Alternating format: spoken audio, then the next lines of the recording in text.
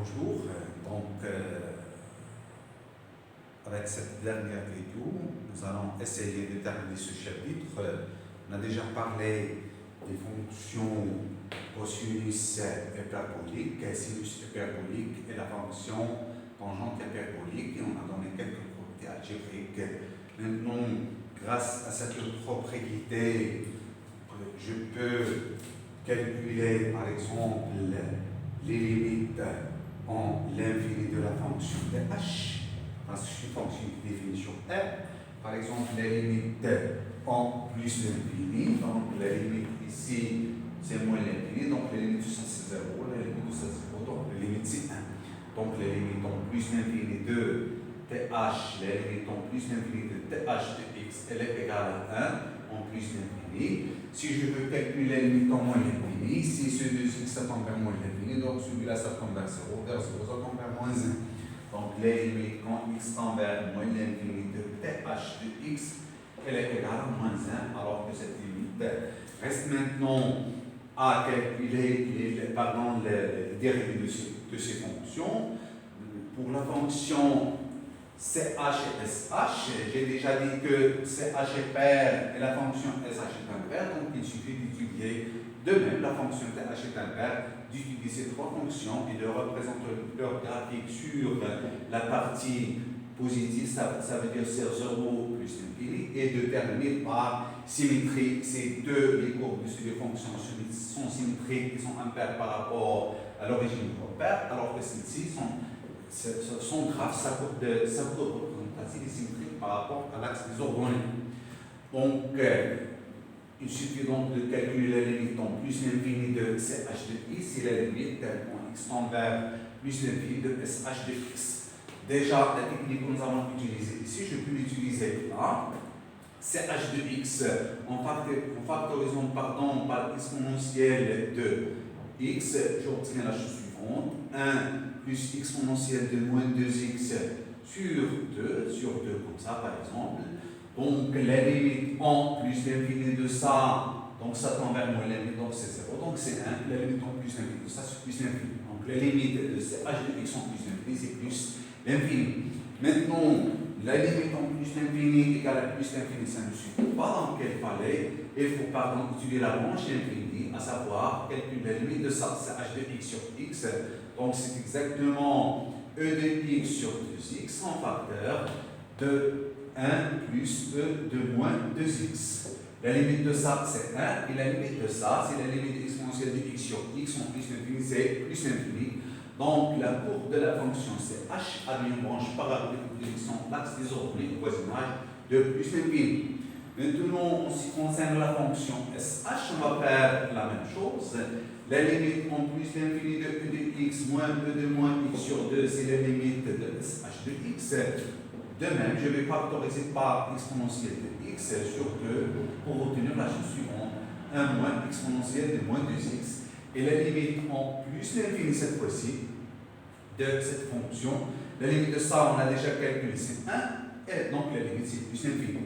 Si je divise sh de x maintenant sur x pour étudier la branche infinie, donc sur 2x sur x, la limite de ça c'est 1, et la limite de l'exponentielle de x sur x en plus l'infini, c'est plus l'infini. Donc, comme la fonction c'est h, la courbe de la fonction sh a aussi une branche parabolique de direction l'axe des ordonnées au voisinage de plus l'infini.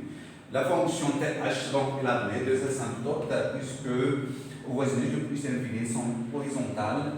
Ça veut dire que, donc, si j'ai un ici, j'ai cette asymptote, la courbe de la fonction th va s'approcher de cette droite, et puisqu'il est impair, donc, elle va s'approcher de cette droite, moins 1, voisinage de moins l'infini. Il suffit maintenant de compléter sa courbe, surtout en 0. Il est défini sur R, th en 0, soit je vais calculer ça, soit je vais calculer ça.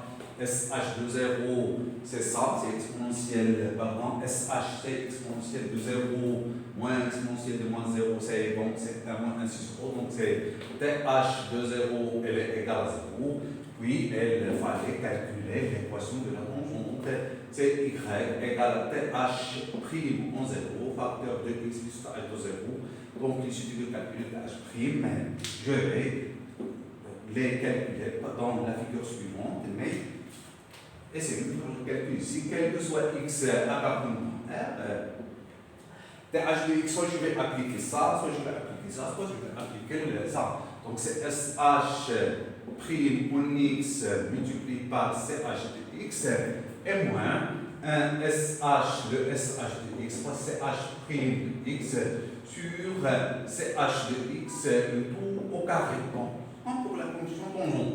Donc SH prime, c'est ça, c'est exponentielle de x, ça c'est moins 1 moins 1 exponentielle de moins x, donc c'est h de x, donc elle est égale à ch de x au carré, moins, de même c'est h prime, si je calcule ça, la dérivée exponentielle c'est exponentielle, la dérivée de ça c'est moins exponentielle de moins x, donc je trouve sh de x. Donc déjà, on a ch prime de x, elle est égale à sh de x, et le sh' de x, elle est égale à ch de x. Une petite différence comme pour les fonctions sin et cos, sauf que le cosinus prime c'est moins sinus et le sinus prime c'est cosinus. Voilà cette petite différence comme pour cette identité remarquable. Donc c'est ch au carré moins sh au carré de x sur ch au carré. Je parle de la fonction directe de la fonction th celle-ci. Elle est égale, cette différence elle est égale à 1. Donc c'est 1 sur ch au carré de x. Nous avons déjà dit que le ch est toujours strictement positif. Donc la fonction th', la dérivée, est strictement positive. Donc notre fonction th est strictement croissante. De même, j'ai déjà donné la dérivée de la fonction sh' de x pour tout x appartenant à R, il est égal à ch de x. ch de x, c'est ça, elle est positive stricte sur tout R, donc sh est strictement croissante sur R. Par contre, le ch' de x pour tout x qui appartient à R, j'ai dit qu'elle est égale à sh de x, mais le sh change de signe. Je peux montrer qu'elle change de signe en 0, parce qu'elle est égale à exponentielle de x, je l'ai déjà factorisé sur 2, facteur de 1 moins exponentielle de moins 2x. Donc celui-là, il est toujours positif. Donc le signe de ch', c'est-à-dire le signe de sh, c'est le signe de 1 moins exponentielle de moins 2x. Celui-là, elle s'annule en moins 2x égale à 1, ça veut dire que x égale à ln de 1, ça veut dire que x égale à 0, donc elle s'annule en 0. Et le signe va changer, donc j'ai le 0. Celui-là, lorsque x est positif, celui-là, elle a le signe de ce produit, donc 1, je n'ai que résoudre, je vais résoudre par cette équation positive, si seulement si 1 supplément exponentielle de moins 2x, si seulement si 1 par 0 supplément a, je compose par le logarithme ou bien j'utilise une fonction de la fonction exponentielle, moins 2x, si seulement si le x, donc le moins x est négatif, donc le x est positif. Donc celui-là il est positif ici, il est négatif ici. Donc le signe de sh de x elle est là. Donc voilà, on a là on donné. Ça c'est la dérivée de ch. Donc la dérivée elle est négative sur moins l'infini 0, positive sur 0 plus l'infini. Donc notre fonction ch est strictement croissante sur 0 plus l'infini, sur moins l'infini 0, soit comme fonction paire et strictement croissante, soit selon ce tableau de variation. Et on a les courbes représentatives suivantes de ces trois fonctions. Bon. Voilà. Notre fonction sh, j'ai commencé par la fonction sh. J'ai déjà dit que c'est une fonction strictement croissante. Donc la limite en moins l'infini ou la plus c'est moins l'infini, en plus l'infini c'est plus l'infini. Et nous avons dit que c'est une fonction impaire. J'ai juste étudié la fonction ici. Elle a une branche parabolique de direction d'axe de son point et cause de plus infini. Et voilà, c'est une fonction impaire, sa courbe est symétrique par rapport à l'origine.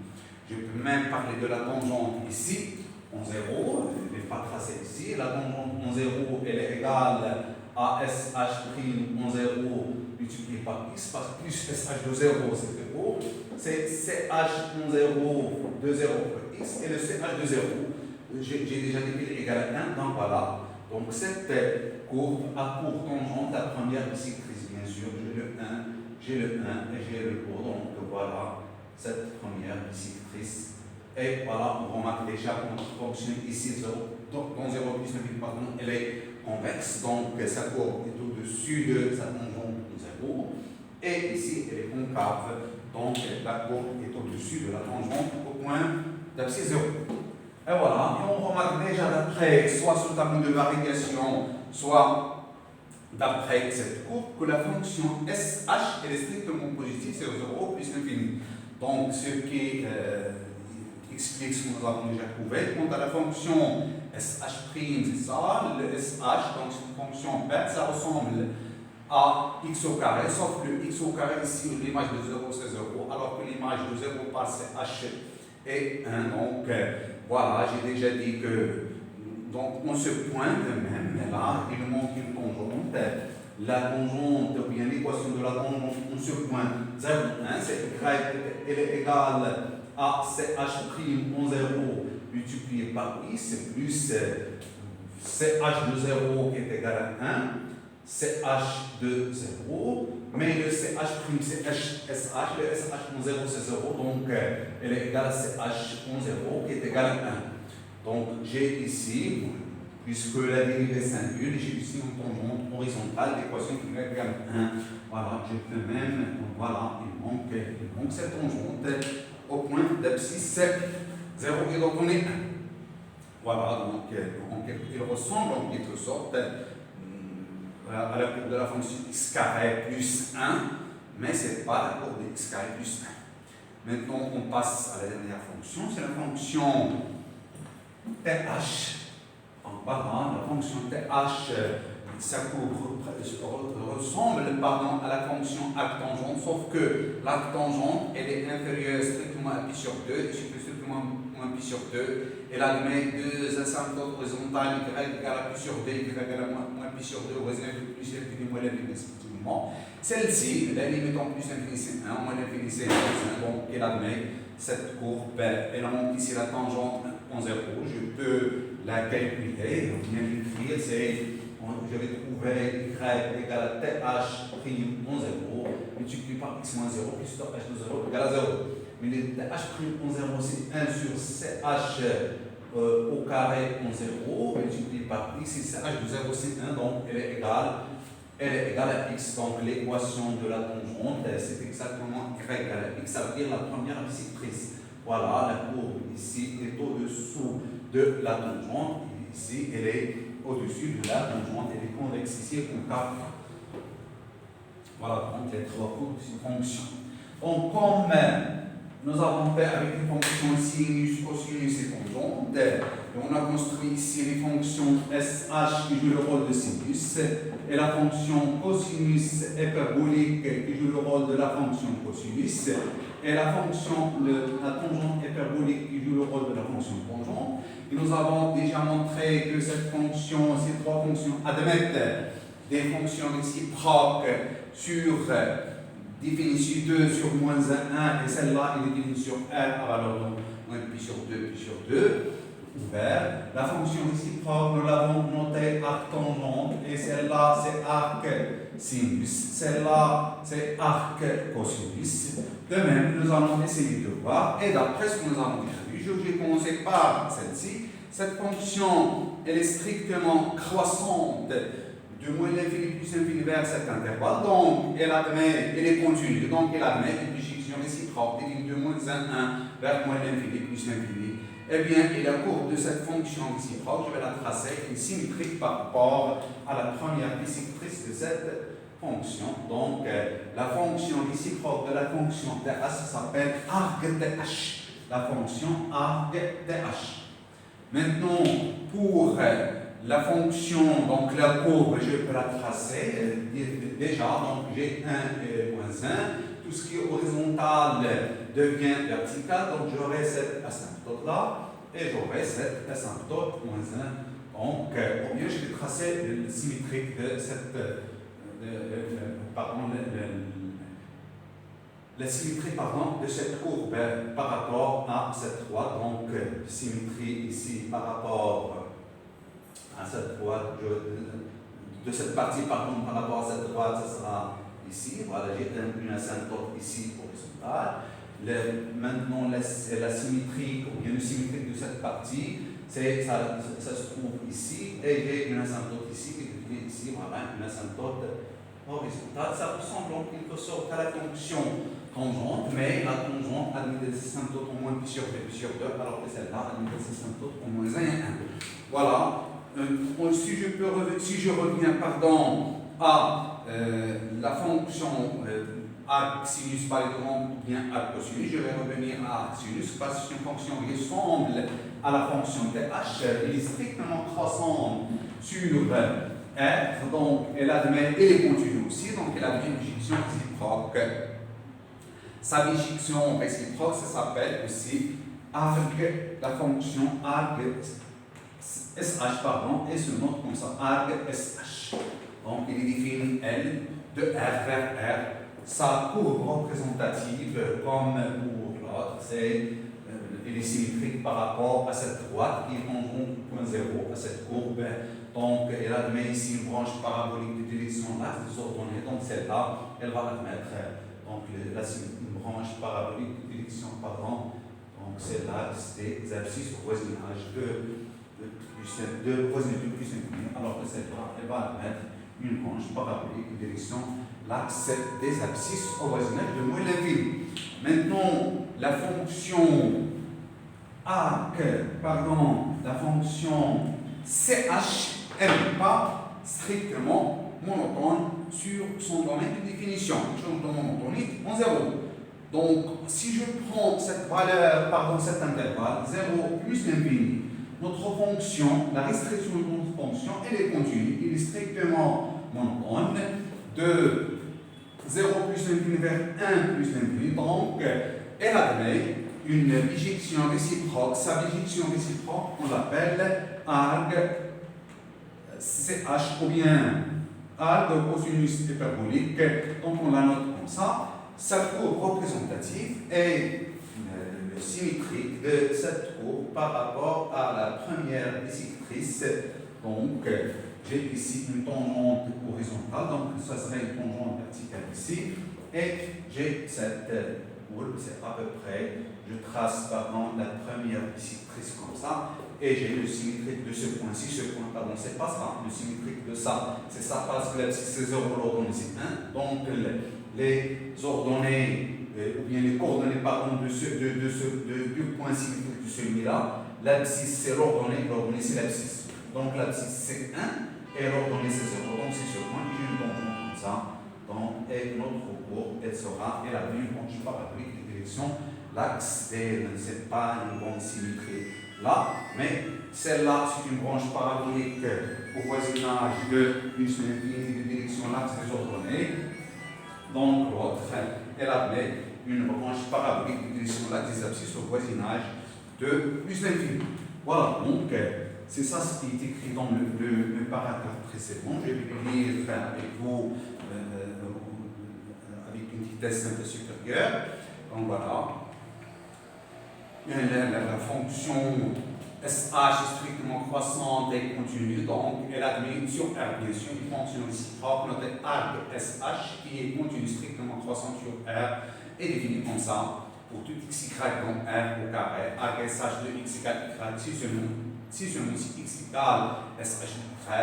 De même pour la fonction SH, sa restriction à R+, elle est strictement croissante et elle est continue sur R+, donc elle a une fonction réciproque notée arc CH définie de 1 plus l'infini vers R+, qui est continue strictement croissante sur 1 plus l'infini. On a, donc il est défini comme ça, arc SH de x, quel que soit x dans 1 plus l'infini, quel que soit y en R+, égale à y, si seulement si x égale à CH de y. La fonction h quant à elle, elle est continue strictement croissante sur R tout entier. Les valeurs, l'image de cet intervalle, on l'a déjà calculé, c'est la limite en moins l'infini, la limite en plus l'infini, qui sont égales, respectivement moins 1 et 1. Donc, elle a une fonction réciproque notée arc TH, c'est divisé de moins 1 vers R, qui est continue strictement croissante sur moins 1, 1, et on a, quel que soit x appartient à moins 1, 1, quel que soit x dans R, arc th de x égale y si seulement si x égale th de y. Je conclue ou bien je termine ce paragraphe par cette propriété ou bien ce théorème qui donne un lien entre les fonctions arc, donc je l'ai appelé fonction arc sh, arc ch et arc th, et la fonction logarithme. Donc c'est naturel de trouver cette relation. Et bien pourquoi? Bien parce que la fonction ch, sh et th sont définies à partir de la fonction ou bien des fonctions exponentielles. Voilà donc cette propriété. Je ne vais pas exposer la démonstration, essayer de l'exposer. Bien sûr, il y a plusieurs méthodes. L'une, c'est de faire le changement de variable pour montrer que ça est égal à ça. Il y a une autre méthode qui utilise la dérivabilité lorsque vous étudierez pardon le chapitre sur la dérivabilité en S2. Essayez de montrer cette égalité. Donc, quel que soit x donc R, sh de x, Ln de x plus la racine de 1 plus x carré, c'est une fonction qu'on trouve dans les exercices de terminale, deuxième année bac, soit en sciences expérimentales, soit en sciences mathématiques. Maintenant, quel que soit x donc 1 plus l'infini arc ch de x, le logarithme impérial de x plus la racine de x au carré moins 1. Quant à la fonction arc th de x, pour tout x dans moins 1, cette valeur est égale à 1 demi Ln de 1 plus x sur 1 moins x sur 1. On la trouve parfois comme ça. Elle est égale à Ln de la racine de 1 plus x sur 1 moins x. Donc ces trois fonctions, on trouve déjà leurs études au baccalauréat. Peut-être vous avez déjà fait cet exercice de ces fonctions. Maintenant, le dernier paragraphe, avant de l'attaquer, je vais retracer ou bien présenter le tracé de ces trois fonctions arc sh, arc ch et arc th. Voilà, la fonction arc sh, elle est là, et la fonction arc th, elle est là, elle est au moins ça, je l'ai déjà tracée. Voilà la tangente, la première sectrice, point O, l'origine de repère. Maintenant, le dernier paragraphe, elle est réservée à une classe de fonctions dite uniformément continue. Donc, quel est le lien avec ce paragraphe et le chapitre entier? En fait, on a déjà parlé de la continuité et une fonction est,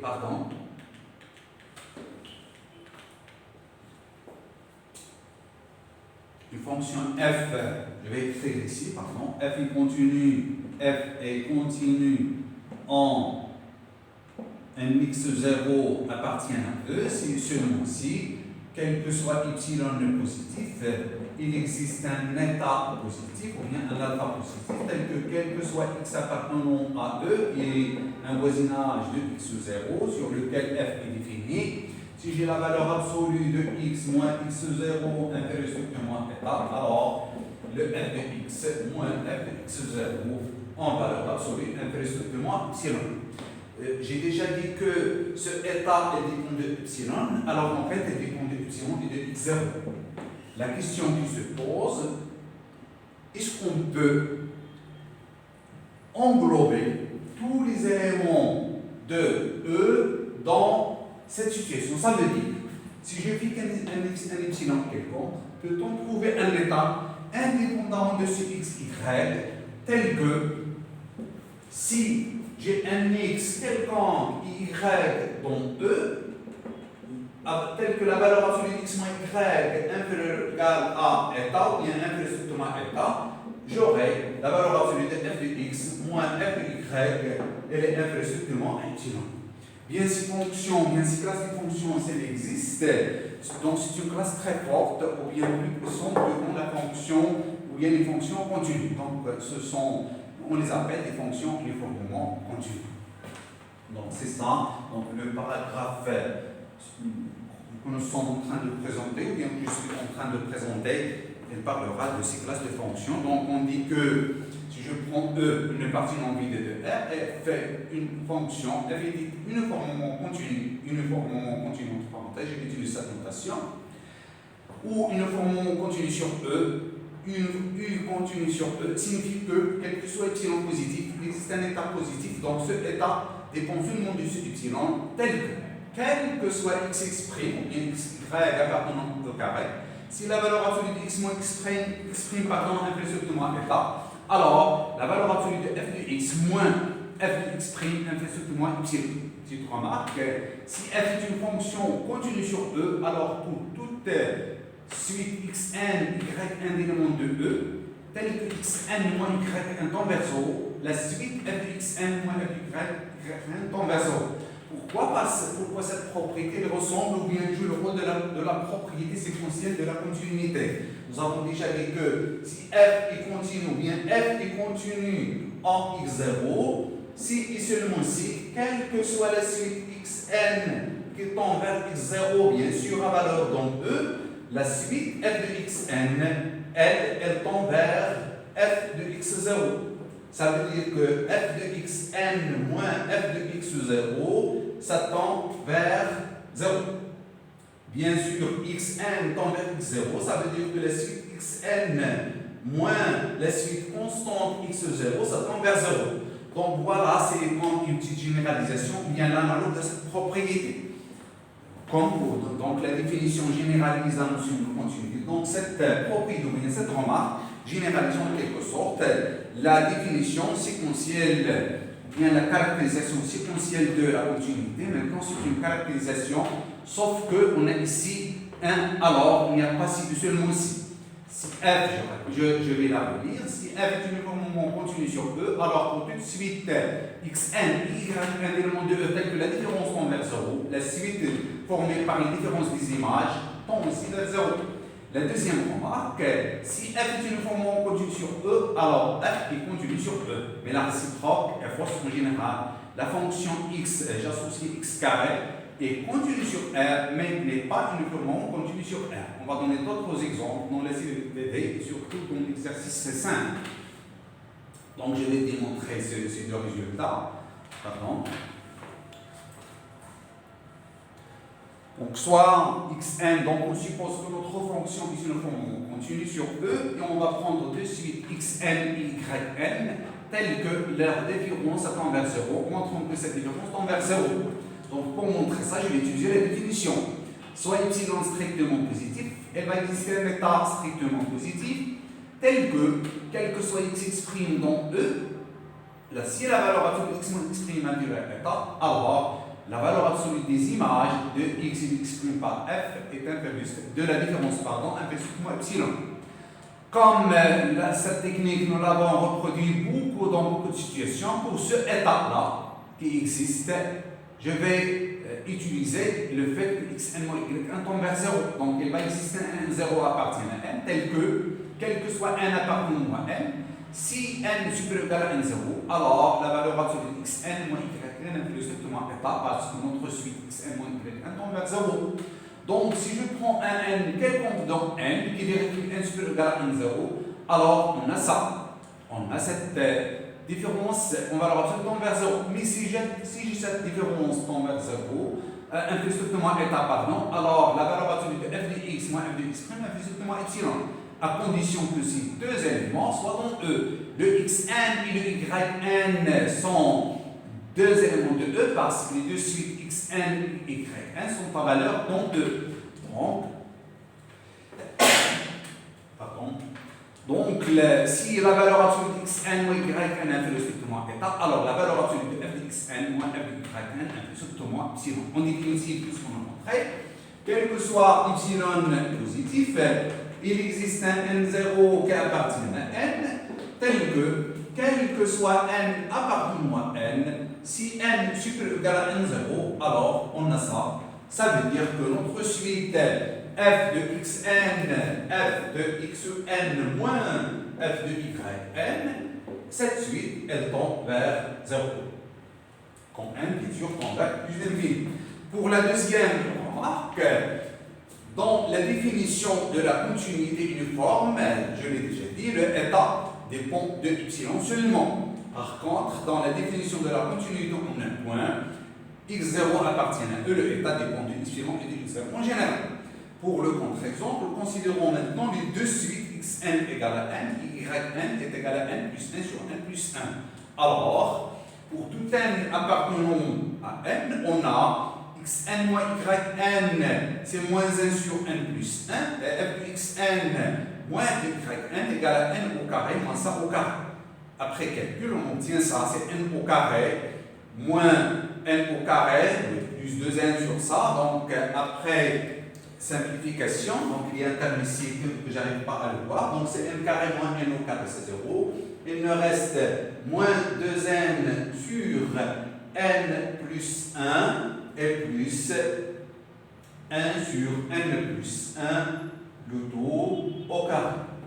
Maintenant, la différence de ces deux suites, elle tend vers 0 sur un tableau plus infini, alors que la différence des images, ça tend vers 0, c'est bon, mais celui-là, elle tend vers moins 2. Donc, la suite xn moins yn, elle tend vers 0, mais la suite f de xn moins f de yn, comme il est indiqué ici, elle tend vers moins 2, ce moins 2 est différent de 0. Donc, par contraposé d'après 1, f n'est pas uniformément continu sur R. Donc, parce que dans la première propriété, on a montré que f, si f est uniformément continu, alors pour toute suite xn, yn de E, telle que la différence tend vers 0, alors la suite formée par la différence des images doit tendre vers 0.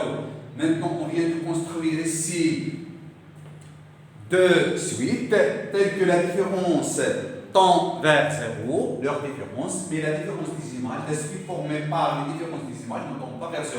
Donc notre fonction n'est pas uniformément continue. Et on sait que la fonction x au carré, c'est une fonction continue. C'est une fonction polynomiale très simple, donc elle est continue. Maintenant, la question qui se pose, peut-on caractériser la classe des fonctions uniformément continues? Donc voilà la propriété suivante. Dans la propriété suivante, on a une caractérisation partielle, on a une classe des fonctions qui sont uniformément continues. Voilà, mais avant ça, on va établir un théorème très important. Un théorème très important, c'est le théorème de N, qui est dans la relation entre la continuité et le mouvement continuité. Donc, dans la remarque précédente, on a montré que, ou bien on a dit que si f est uniformément continu, il est continu. La réciproque n'est pas vraie. On a donné un exemple de fonction qui est x carré continu sur R, elle n'est pas uniformément continue. Maintenant, dans ce cas particulier, si on a une fonction continue sur un segment AB, où A et B sont deux réels, tels que A est exactement B, alors cette fonction est uniformément continue sur AB. Donc, dans un segment, il y a équivalence entre continuité et uniformément continuité. Soit f de telle fonction, ça veut dire une fonction continue sur le segment AB, supposons par l'absurde que f n'est pas uniformément continue sur AB. Ça veut dire, d'où partant, il va exister l'indication, il va exister un epsilon positif tel que, quel que soit état positif, elle va exister xy dans AB, tel que x moins y en valeur absolue de 1 plus strictement état, et la valeur absolue de f de x moins y supérieure égale à epsilon. Alors, je vais prendre un epsilon, il va exister un epsilon tel que, donc quel que soit n, donc je vais prendre des valeurs bien particulières de cet état positif en se basant sur l'ensemble de n. Quel que soit n appartenant à n étoile, il existe xn et yn, deux éléments de AB, tels que la valeur absolue de xn moins yn, donc 1 plus strictement 1 sur n, donc ce état, son rôle est joué par 1 sur n, il est strictement positif dès que je prends un entier naturel non nul. Et la valeur absolue de f de xn moins f de yn supérieur égal à epsilon.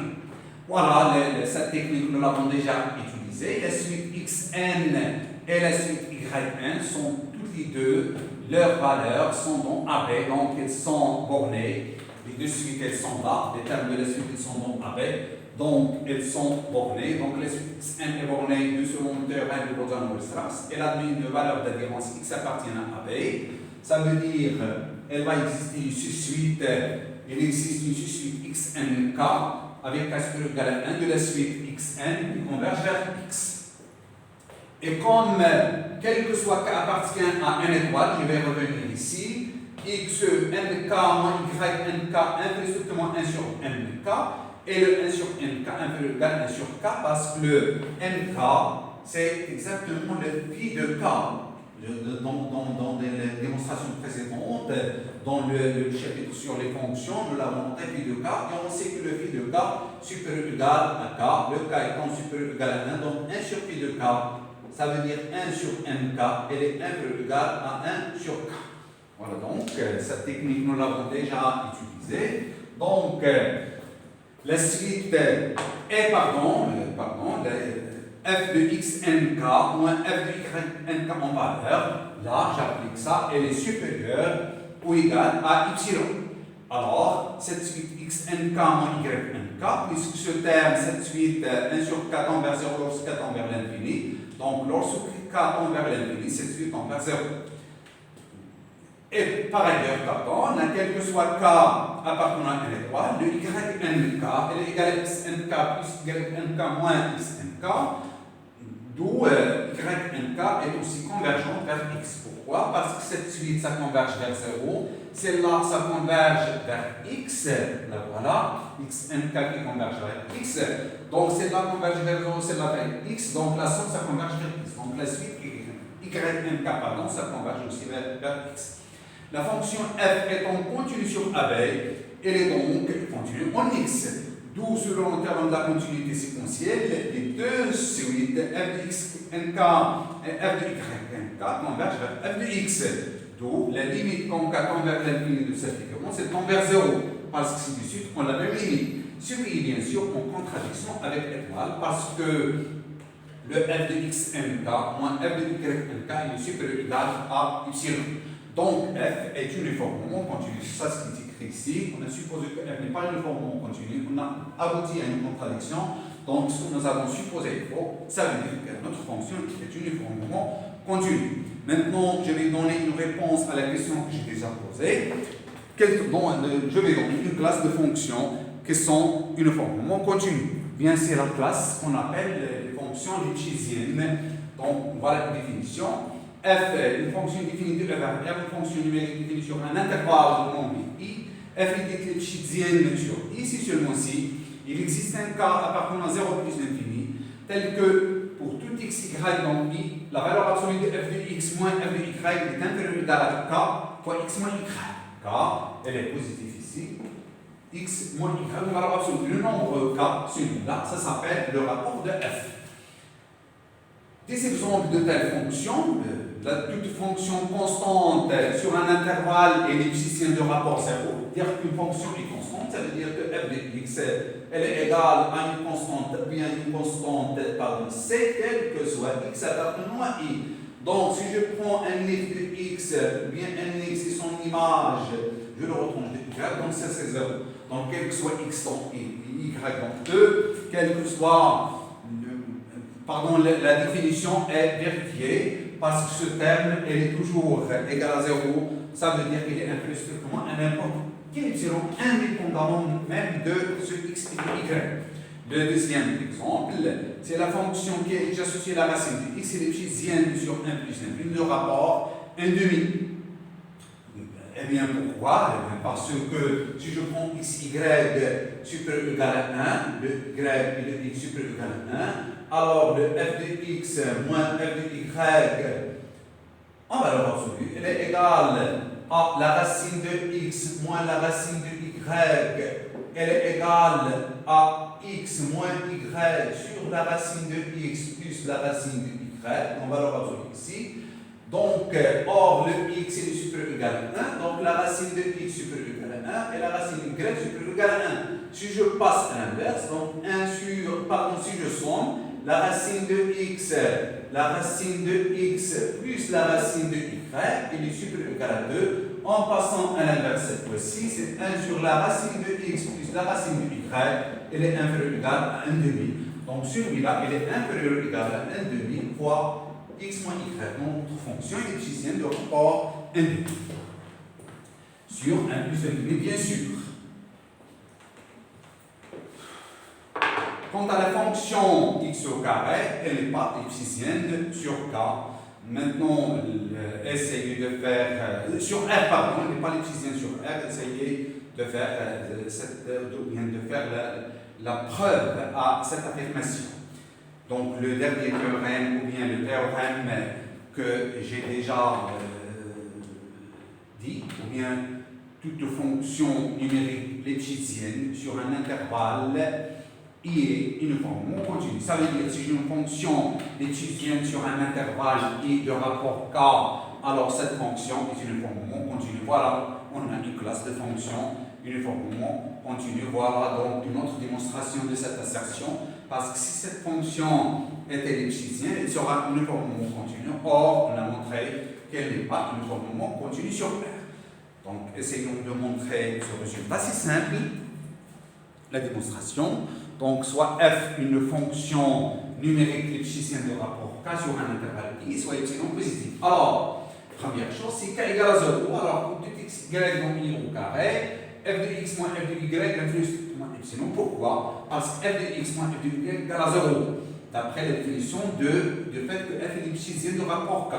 Donc, n'importe quel état positif convient pour la définition, pour assurer, les hypothèses de la définition du fait que f est uniformément continu. Maintenant, si k est strictement positif, alors pour tout x, y, donc au carré, tel que la valeur absolue de x moins y influe epsilon sur k, donc on va prendre ce état, c'est celui-là. Alors, je vais multiplier par k, étant positif, je vais garder cette inégalité, k fois x moins y influe sur epsilon, mais notre fonction lipschitzienne de rapport k, donc f de x moins f de y, en valeur absolue, il est inférieur strictement à k, ou bien inférieur égal à k x moins y.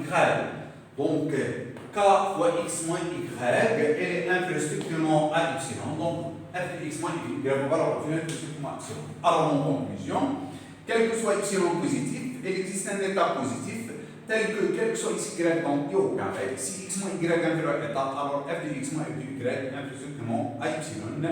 Donc f est uniformément continu. Donc sur ce point, je vais m'arrêter.